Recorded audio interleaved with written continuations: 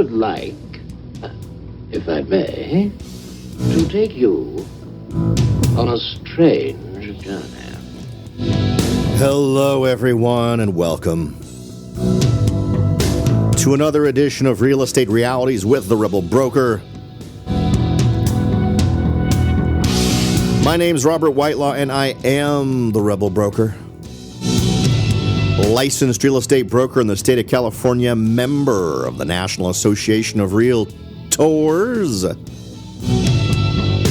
But please, don't hold that against me. Welcome to a new week, everyone. I hope that you had a fantastic weekend.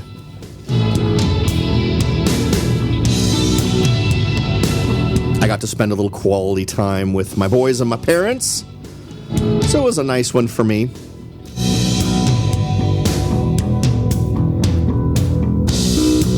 Best way to reach out to me is the website at therebelbroker.com. Feel free to head on over. You can check out the show notes for today's show or any shows that we've done over the past year. You can also reach out to me directly by clicking Contact the Rebel Broker. Send along any ideas, suggestions, observations, or questions that you might have, and I'll be happy to respond. And take a minute out to enter yourself into the possibility of winning a $50 gift card to Amazon.com. In order to qualify for that, all you have to do is click the big red button at the top of the site titled Take the Survey to support the show. Use the same email address both times you're asked, answer a few basic questions, and you're good to go.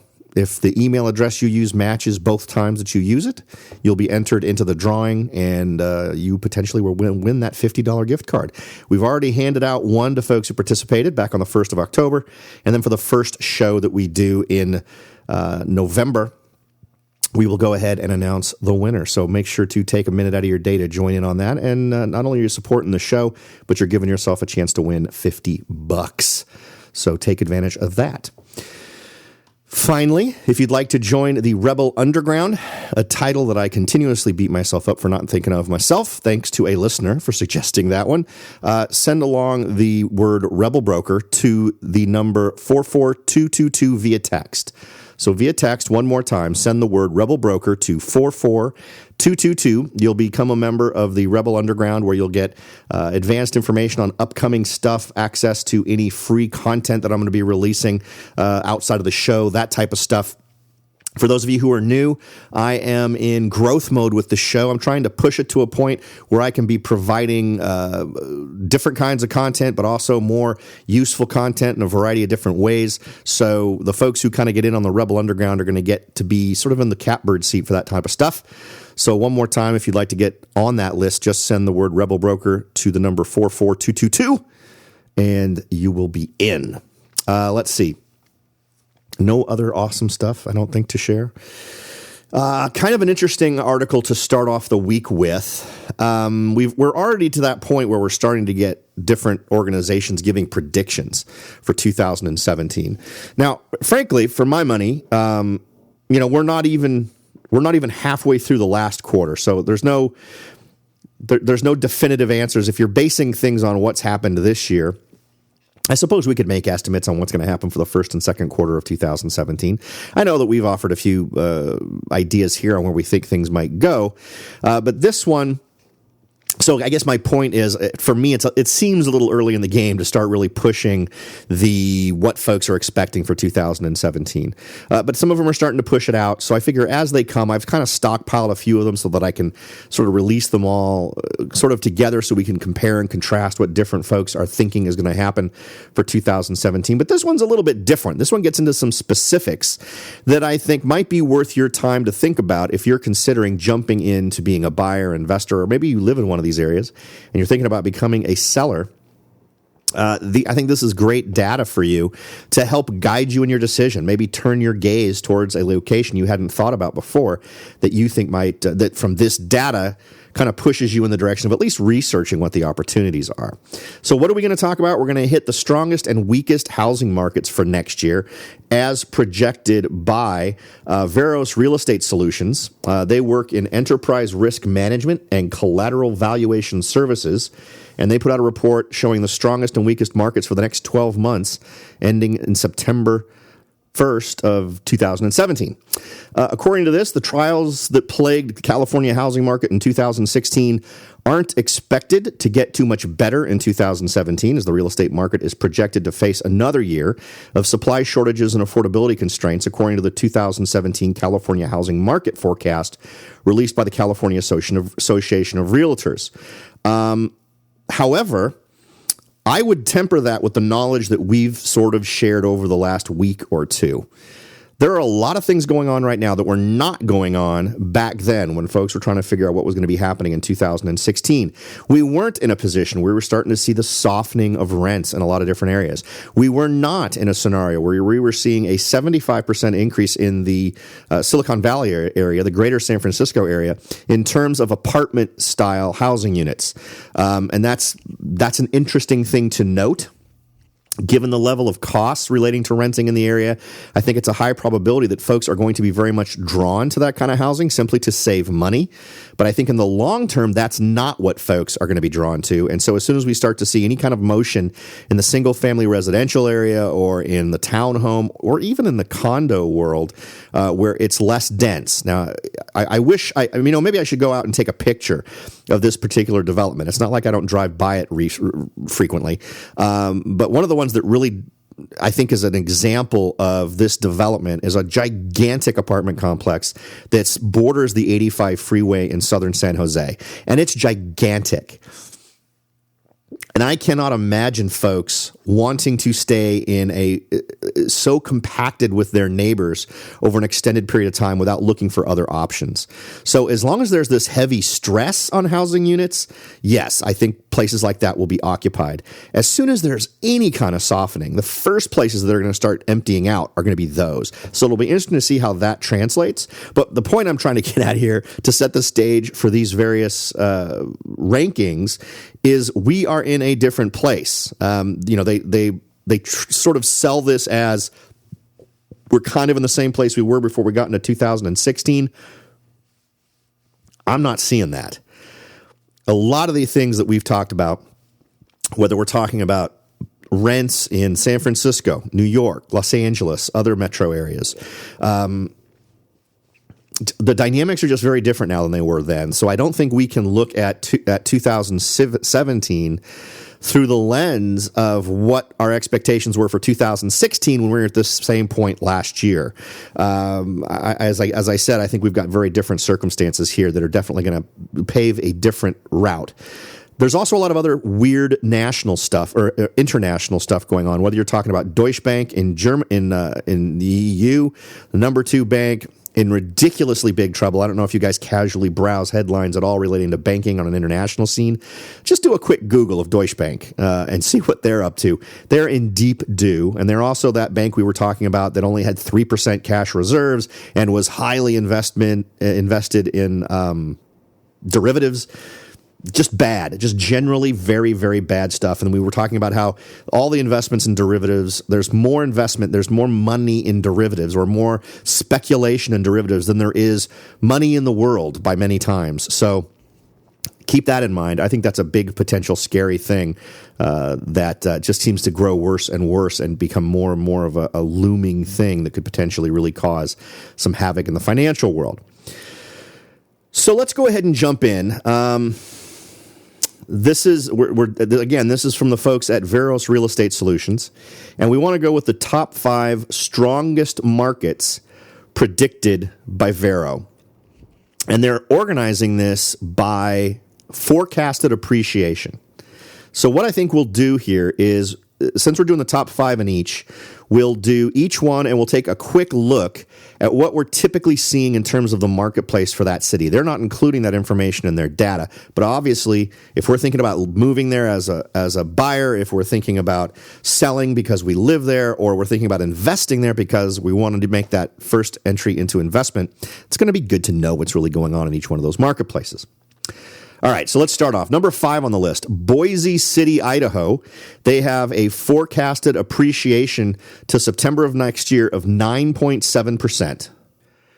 Now, if we take a closer look at the real estate market in Boise City, we see that the average listing price is $297,483.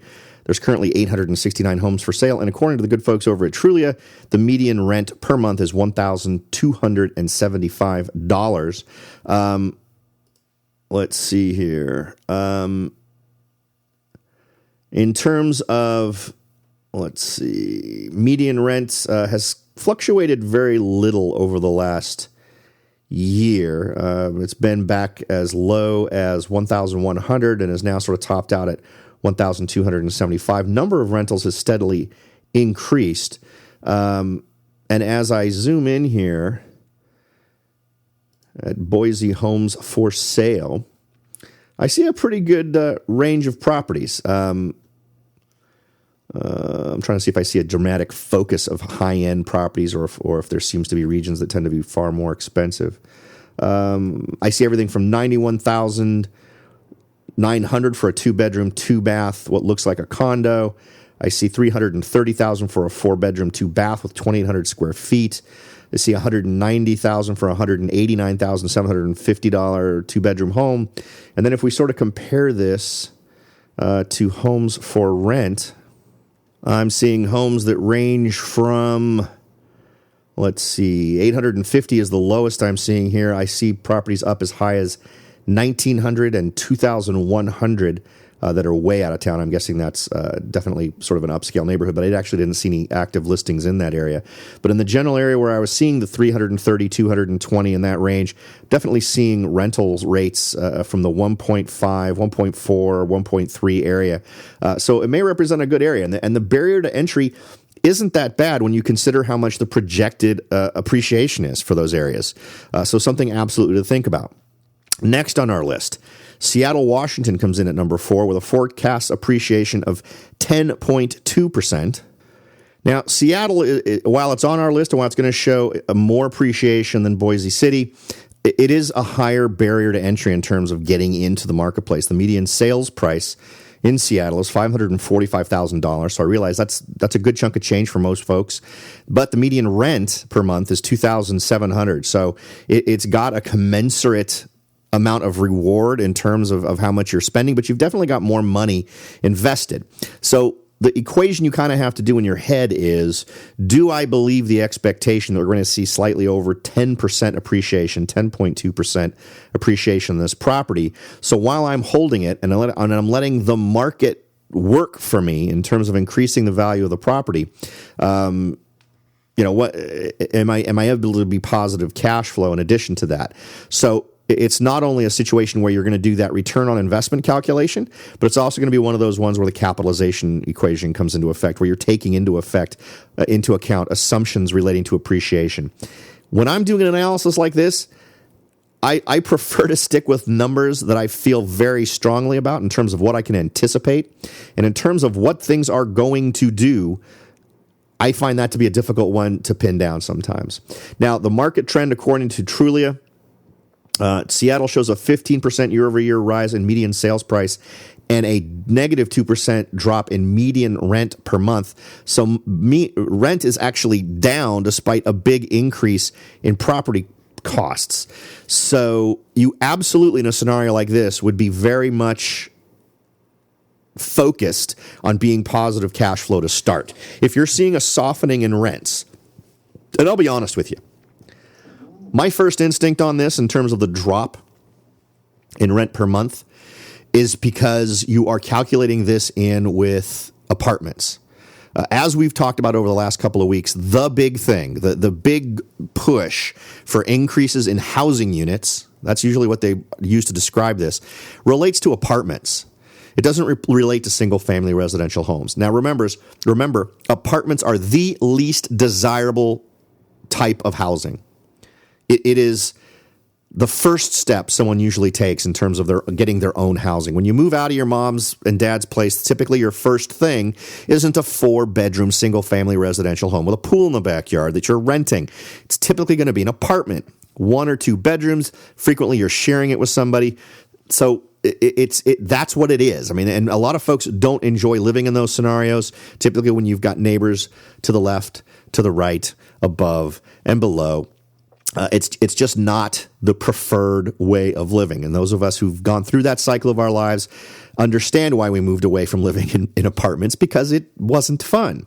Now, so median sales price, what's interesting is while it's dramatically up from last year, it's down from August. Now, in August, it peaked at about $560,000, and now it's down just below $550,000. So that's kind of an interesting number. And then, of course, the median rent peaked in July and sort of took a little bit of a tumble down to $2,700 after coming all the way up to $2,800. So kind of interesting there to note the directions those things are going in.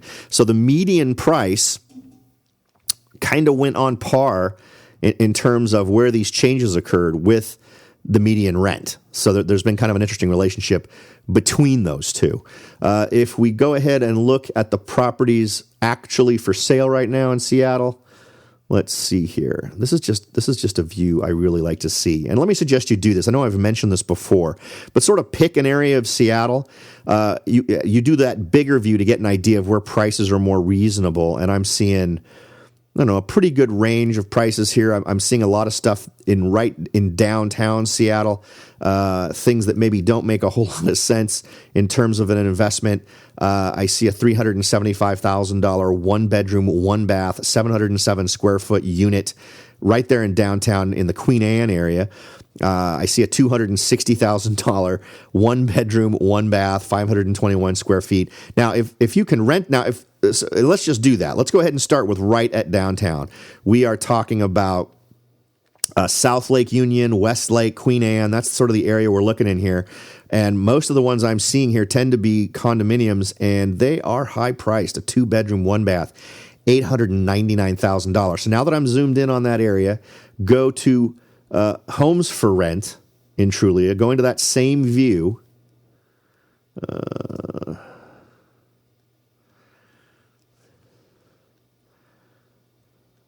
And zoom into the exact same spot. And if you actually get into the right view, you can actually swap back and forth. But kind of in that area, the rents I'm seeing are $3,900, $4,200, $4,100. So despite the fact we're talking about much bigger numbers, let's see, that's a 4-bed. Let's try to find something that's a 2-bed.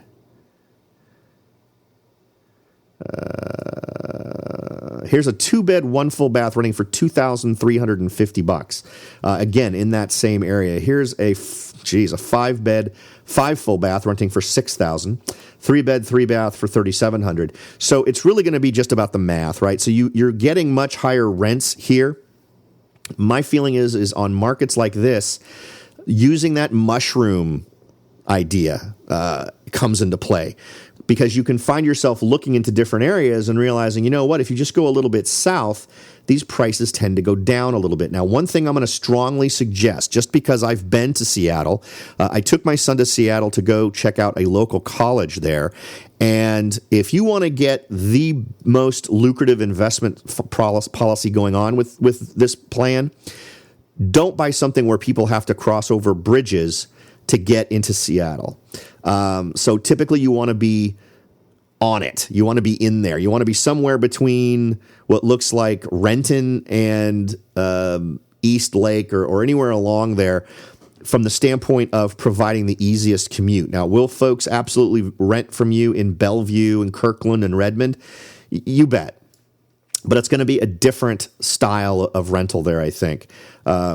Just because when I was there, even on the weekend, the commute was nuts. And I'm guessing that during the week, it's just worse. So definitely, and you know, that's my ground truth after being there for a weekend, a weekday and a weekend, a Friday and a Saturday. And absolutely, those are things you want to understand about ground truth. You want to find properties that are going to straddle a line, that have a level of convenience that make it more attractive than other properties on the marketplace. Because remember, you're competing with other places. And when you've got these little benefits, these little additions to why your home is a better product for someone, you're able to A, ask for more money, and B, get it faster. So absolutely keep that in mind as you're trying to get ground truth on these various things. Next on our list at number 3 is Fort Collins, Colorado. Now, this has a forecasted appreciation rate of 10.3%. So remember, and again, just to remind everyone why we care about this is because this is a force multiplier for you. If we buy into this idea that we're going to see this level of, and remember, so far on this list, we haven't seen any, well, aside from Seattle, we haven't seen some of the classic winner communities in terms of huge appreciation, right? What are some of those? San Jose, Sunnyvale, San Francisco, New York. None of those are here. In fact, just to preview you a little bit, not a single California community is on this list in terms of the top 5 as it relates to appreciation. And actually, when we look at the worst performers on the list, the worst 5, that's when suddenly an area of New York suddenly becomes a member of the list. So this is a good list. These are areas that, in some cases, are very much sort of a little bit off the beaten path in terms of where people, I think, initially look. So keep that in mind as we go through this. So again, Fort Collins, Colorado, forecasted appreciation 10.3, very respectable. And for me, aside from Boise City, which we've already covered, I think a standout on this list. Fort Collins has shown up on several of our other lists in terms of attractive investments. While it's still a little bit up there in terms of barrier to entry, the median sales price is $340,000, and the median rent per month is $1,695. Now, at median sales price, we are looking at a peak going back to October of last year. It's really just been a relatively straight uptick, with kind of flat since August. If we take a look at median rents, they've been oscillating a little bit. They kind of reached their peak from May to July of about $1,750, and then kind of came down to their current rate of $1,694, or right about $1,700 a month. If we take a look at this from the standpoint of properties that are actually for sale right now, I am seeing kind of an interesting variety of here as far as seeing groupings relating to communicating a more expensive part of town. Now, I'm going to go ahead and filter out just properties with 3 bedrooms or more, just because typically that's where you want to start, right? Unless you are finding it difficult to find something that fits that bill, and you want to go down to 2-bedroom, just because you're finding those are competitive in that marketplace for some reason. I'm seeing prices ranging here from $290K. I see a 3-bedroom, 2-bath for $45K, but that looks like a manufactured home. $375, $265, $550, $310, $300. All of these regular standard single-family residential homes. So interesting, but let's go ahead now and jump in and take a look at homes for rent. And remember, those would all be 3-bed or more. And then in those same geographic areas, I'm seeing $1,900 in rent, $1,500 in rent, $1,700 in rent. And again, I'm looking only at 3 beds or more, $2,300 in rent for a 4-bed. Let's see, $1,900 for a 3-bed, $1,700 for a 3-bed. So all in this commensurate range. You might have to actually have more money in to make this a positive cash flow situation. It seems like it's sort of right on the edge. But while I still would strongly suggest you go with a positive cash flow environment, remember, you're also reaping the benefits of a potential 10.3% appreciation in the property. Even if they're only half right, that's still a 5% level of appreciation, which is something you can calculate in. And so your return gets even better. So this is something that might work for, let's say you're not like me, and you're not someone who tends to think, let's buy something and hold it until we die. Or at least have that sort of be the plan of record in our head.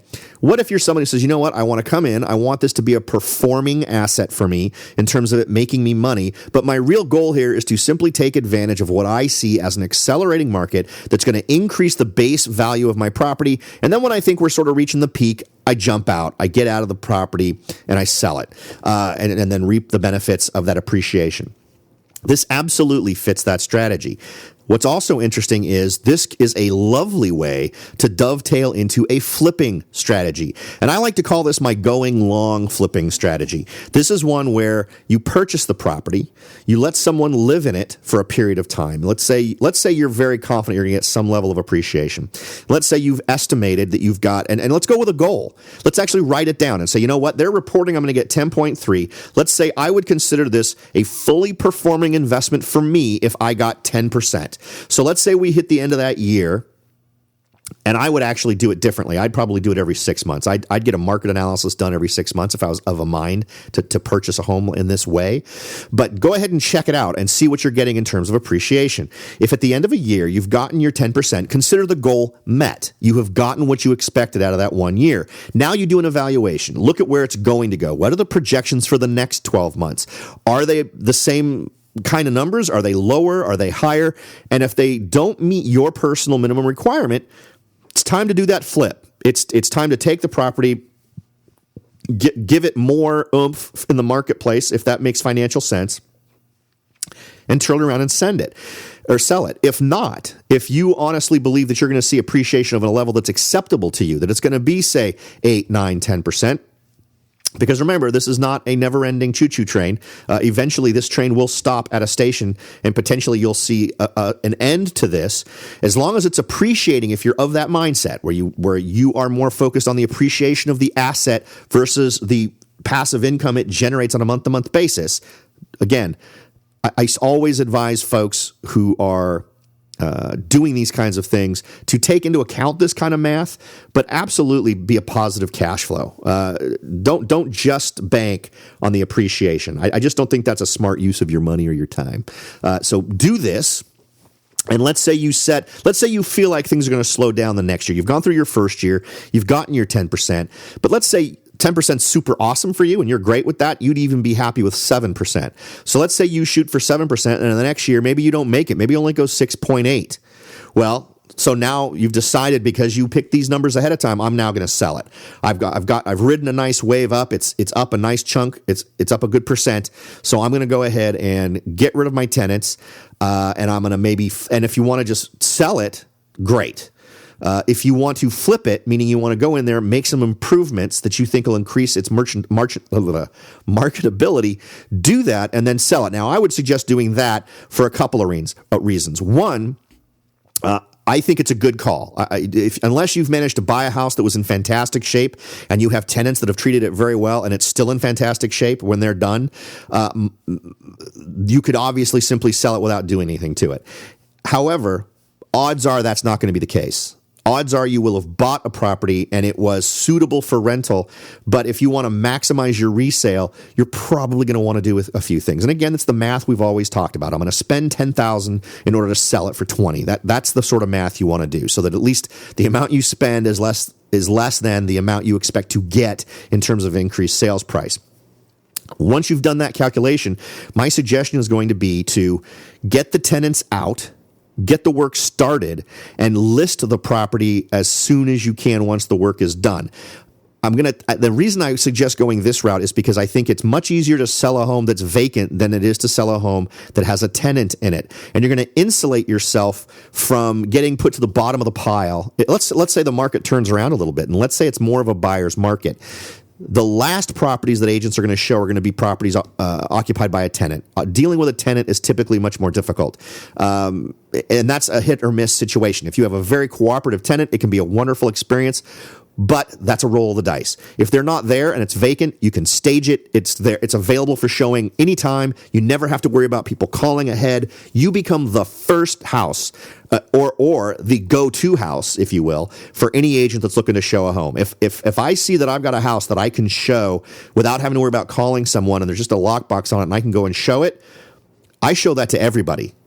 Even sometimes to folks who might not be exactly in that search criteria. But if I feel like it has things that I've learned really are attractive to my buyers, I'm going to just go ahead and show it to them. I've had numbers of properties in the past where I've done that, where it didn't show up on their search for whatever reason.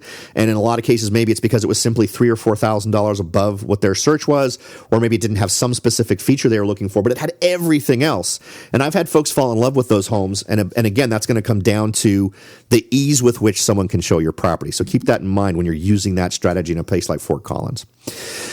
All right, the next two cities are not going to be a surprise. They might be a surprise because it basically is communicating to us that Colorado dominates the top three spots in terms of appreciation. Colorado has become our Texas of 2017. Remember back in 2014, well, if you were listening to the show back then, in 2014, 15, and parts of 2016, we were all about the crazy appreciation going on in Texas, particularly places like Round Rock, Austin, the cities surrounding Austin, which include Round Rock, parts of Dallas.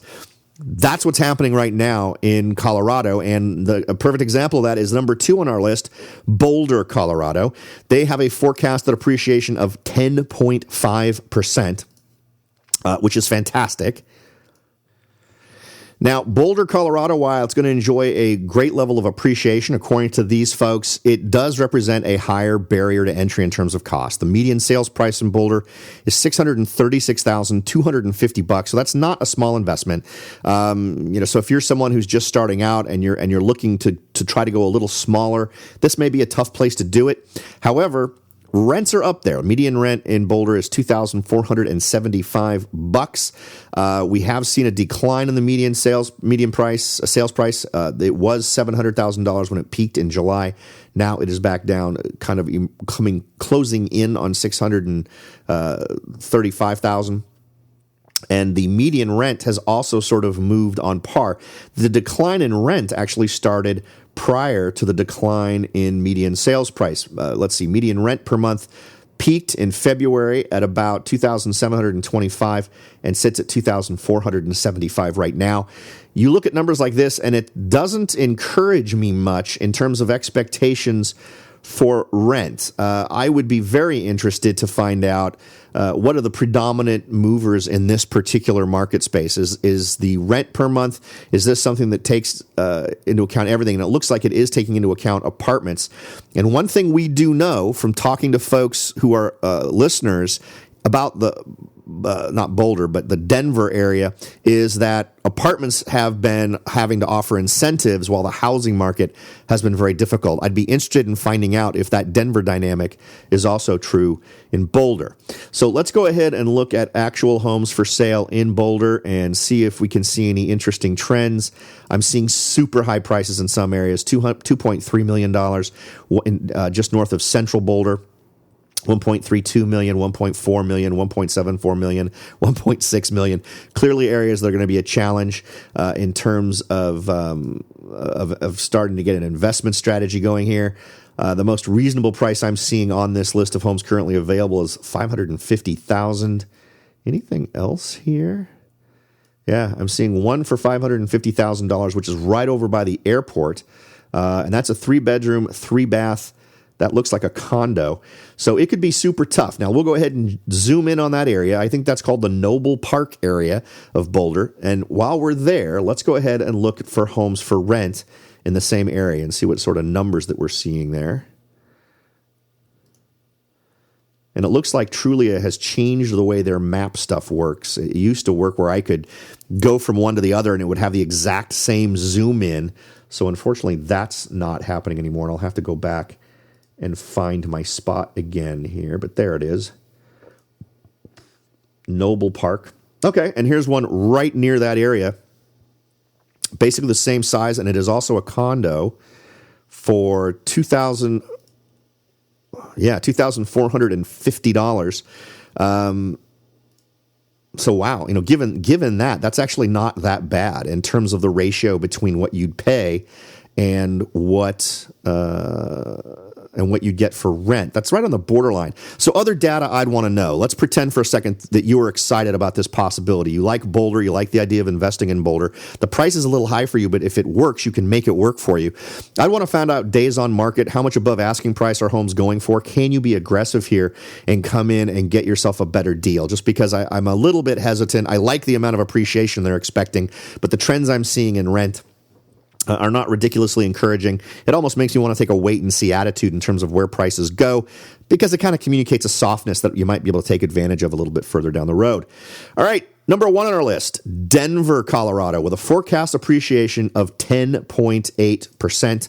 That's a pretty amazing number, and clearly something that would be encouraging to any investor who not only wants to have a performing investment that's giving them a return every month, but then is also enjoying a level of appreciation that just sort of blows the doors off compared to a lot of other areas. When we look at the overall market in Denver, it is a little bit more reasonable, a little bit more accessible, and I also like the ratio between the median rents and the median sales prices. Median sales price right now is $348,500. The median rent is $2,100. That's a little bit of a healthier ratio for me, which encourages me to take the next step and take a look at some of the other numbers to see what kind of interesting deals you might get going. Median sales prices seem to have kind of stalled a little bit. They kind of hit their peak in August at $355,000.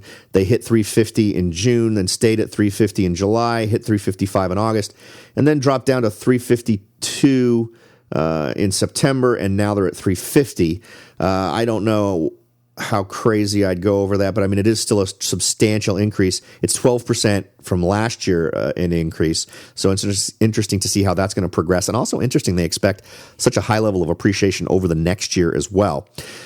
As far as rent goes, we saw the lowest point of about $1,950 in December of last year. And we saw a peak in June at $2,195, and we're at $2,100 currently in October. Again, the ratios look pretty good as far as trends go. Yeah, I don't know. I'm not the median sales price thing seems to be if we go with the assumption that they are actually going to get that level of appreciation from the other report, maybe we aren't as concerned about that. But that is something that I'd want to get more history on this. I'd want to look back actually over the last 10 years and see what the trends have been with this. Now, in terms of actual homes for sale, when I look at it, I'm seeing a pretty good variety. Let me go ahead and put in here anything 3-bed or more. Not too bad. I'm looking north. I'm looking south. I'm seeing by Littleton, I'm seeing $285,000, $230,000, $235,000. All of these 3-bed. Some of these look like they're condos or townhomes. I'm seeing, oh, that's a cool looking house. $525,000, 3-bed, 2-bath. This looks like kind of a classic old style house. $305,000 for another, $275,000 for another one that looks like it has a great sized lot with a beautiful front yard. $246,000 for something that looks like it's in the more challenged area. I'm guessing Westminster is a not so sexy neighborhood. That's just a guess from these. And then $383,000 is a 4-bed, 3-bath up north of North Glen, which might be a little bit more of a desirable bedroom style community. And then right down there in downtown Denver, there's a 5-bedroom, 2-bath on Julian Street for $369,990 with just a picture of the front door, which leaves me wondering what the heck is going on with that, because something hinky's going on. And what else? $875,000, $729,000. So there's a very wide variety of prices here to choose from. Let me just zoom in on one specific area so we can really try to see what we're getting. And I'm going to go with the area in Commerce City, which is just northeast. I have no idea what that area is about. I've been to Denver, but I'll tell you, Denver is like just this gigantic metro area. There's Denver, and then there's tons and tons of communities all around it. If looking at Commerce City, we then jump over to homes for rent. And again, we're going to look just at 3 bedrooms or more.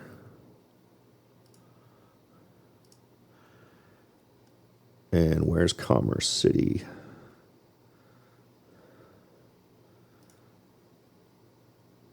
Commerce City, there you are. Well, you know what? It looks like Commerce City isn't actually technically. It's right on the other side of the border here, it looks like. Let's see here. You know, and I actually don't see anything for rent right in that area. But I am seeing right next door in Northfield, I'm seeing $2,750 $3,200, $3,000, $2,400, 4-bedroom, 3-bedroom, $3,000 for a 4-bedroom, $2,700 for a 3-bedroom. And those were in the same price range. So again, the ratio is working for me. The number I'm seeing in terms of what I'd pay in these various areas versus what things are going for in terms of rent, actually all kind of fall in line with initial numbers that would encourage me to look more closely at what's going on in those areas and try to get an idea of what I could get for my money there. Let me just go back real quick to that same area. Yeah, there's a little bit of variety there. I'm seeing 320,000. I'm seeing one for 649, which has a very strong row house feel actually in a lot of these areas in Northfield. And then in Northeast, I'm seeing 225, 300, 245, 280, but I'm guessing that area would be less expensive in terms of how much rent you could charge. So, it'd be one of those things to get the ground truth. I think there's encouraging data there to push it. But all in all, if you're looking for the Rebel Broker's suggestion on which of these communities would you jump to first, frankly, Boise City, Idaho jumps out at me, and so does Fort Collins, Colorado. All right, folks, I hope that's been at least a little bit helpful. As always, I am trying to give you value to compensate you for your valuable time. I realize you've got an infinite number of choices on things you could spend your time on, and I truly appreciate the fact you've chosen to spend your time listening to me. So hopefully I've been able to give you a little bit of something in value in exchange. All right, folks, thanks for listening, and I'll talk to you all next time.